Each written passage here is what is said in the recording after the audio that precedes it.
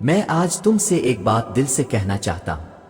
کبھی کبھی زندگی اتنی تنگ لگتی ہے کہ انسان خود کو ایک بند گلی میں پھنس گیا محسوس کرتا ہے۔ حالات ساتھ نہیں دیتے، قدم بھاری ہو جاتے ہیں، اور دل میں بس ایک ہی سوال گونجتا ہے کہ آخر میری دعا کب سنی جائے گی۔ مگر سنو، کبھی کبھی اللہ تمہیں اس خاموش دروازے تک لا کر چھوڑ دیتا ہے جس کے پیچھے قبولیت کھڑی ہوتی ہے، اور تمہیں لگتا ہے جیسے کچھ بھی نہیں بدلا۔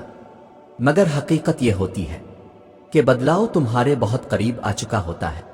تم خود سوچو، اتنی تھکن کے باوجود تمہارے ہاتھ اب بھی اٹھتے ہیں، تمہارے لب وہی ایک دعا پھر بھی کہنا نہیں بھولتے۔ تمہارا یقین تھوڑا کمزور ضرور ہوا ہے، مگر ختم نہیں ہوا۔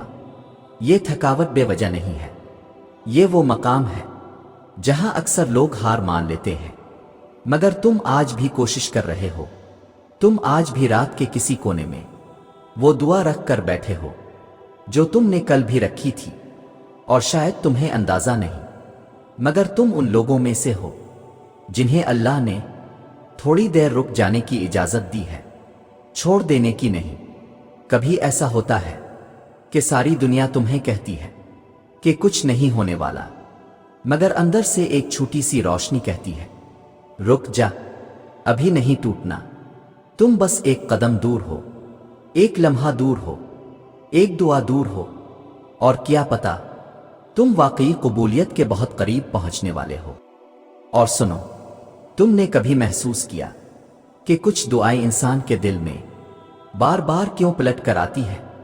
وہی دعا، وہی لفظ، وہی آنسو، جیسے کوئی اندر سے کہہ رہا ہو کہ یہ بات تمہاری تقدیر سے جڑی ہوئی ہے۔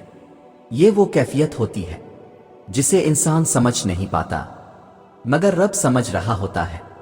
جب تھکن بڑھ جاتی ہے، جب راستے دکھائی نہیں دیتے، جب لوگ باتیں کرتے ہیں کہ کچھ نہیں ہوگا، تب رب تمہیں وہیں ٹھہرا کر آزماتا ہے جہاں سے تمہاری قبولیت شروع ہونے والی ہوتی ہے۔ یاد رکھو، قرآن میں اللہ کہتا ہے، اور جب میرے بندے میرے بارے میں پوچھیں تو کہہ دو میں بہت قریب ہوں، میں پکارنے والے کی دعا کا جواب دیتا ہوں جب وہ مجھے پکارتا ہے۔ یہ آیت تمہیں بتاتی ہے کہ قبولیت دور نہیں ہوتی، انسان کا دل دور ہو جاتا ہے، اور جب دل پھر سے رب کی طرف راغب ہو جائے تو دروازے خود کھلنے لگتے ہیں۔ ایک اور جگہ فرمایا، بے شک مشکل کے ساتھ آسانی ہے۔ یہ جملہ صرف تسلی نہیں، حقیقت ہے۔ خدا کبھی مشکل کو بغیر انجام کے نہیں چھوڑتا۔ جو تم گزار رہے ہو وہ تمہاری دعا تک پہنچنے کا راستہ ہے۔ تم تھک ضرور گئے ہو، مگر یہ تھکن آخری مرحلے والی ہے، وہ نہیں جو آغاز میں ہوتی ہے۔ سچ یہ ہے کہ اللہ کبھی بھی کسی ایسے دل کو خالی نہیں لوٹتا جو بار بار اسی دعا کے ساتھ لوٹ کر آئے۔ تمہاری خاموشی، تمہارا رونا، تمہارا بے چین دل، سب دیکھا جا رہا ہے۔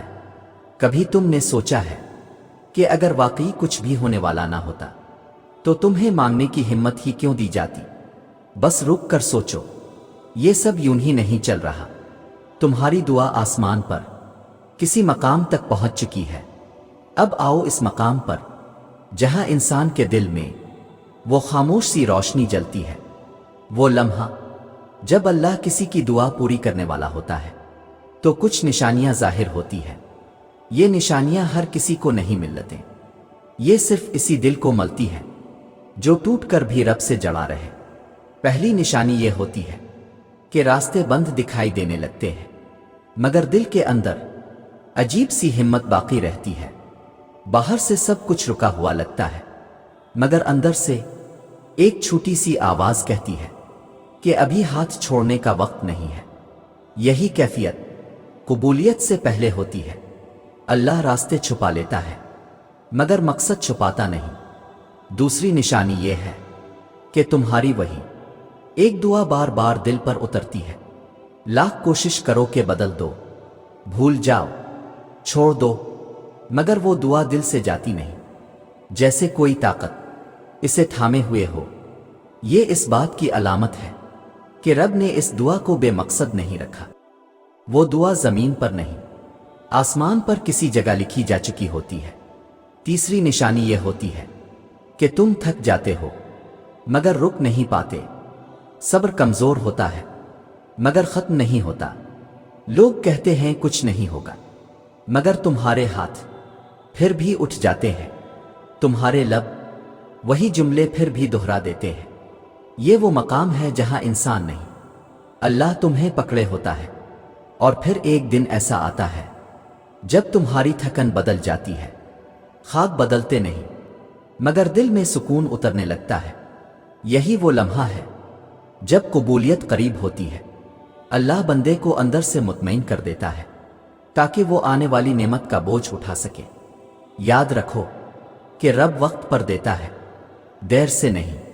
اگر تم آج بھی وہی دعا پکڑ کر بیٹھے ہو تو یہ خود ایک نشانی ہے کہ وہ دعا تمہارے نصیب سے باہر نہیں ہے۔ بس تھوڑا سا اور چل لو، ہو سکتا ہے تم اپنی قبولیت کے بس ایک قدم دور ہو۔